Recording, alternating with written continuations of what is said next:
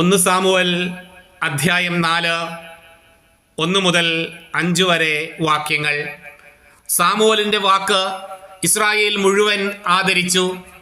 അക്കാലത്ത് ഫിലിസ്ത്യർ ഇസ്രായേലിനെതിരെ യുദ്ധത്തിന് വന്നു. ഇസ്രായേലും അവരെ നേരിടാൻ സന്നദ്ധമായി. ഇസ്രായേൽ എബനേസറിലും ഫിലിസ്ത്യർ അഫക്കിലും പാളയമടിച്ചു. ഫിലിസ്ത്യർ ഇസ്രായേലിനെതിരെ അണിനിരന്നു.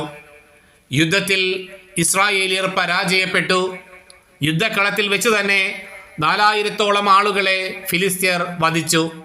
ശേഷിച്ചവർ പാളയത്തിൽ തിരിച്ചെത്തിയപ്പോൾ ഇസ്രായേലിലെ ശ്രേഷ്ഠന്മാർ പറഞ്ഞു, ഫിലിസ്ത്യർ ഇന്ന് നമ്മെ പരാജയപ്പെടുത്താൻ എന്തുകൊണ്ട് കർത്താവ് അനുവദിച്ചു? നമുക്ക് ശീലോയിൽ നിന്ന് കർത്താവിൻ്റെ ഉടമ്പടിയുടെ പേടകം കൊണ്ടുവരാം. അവിടുന്ന് നമ്മുടെ മധ്യേ വന്ന് ശത്രുക്കളിൽ നിന്ന് നമ്മെ രക്ഷിക്കും.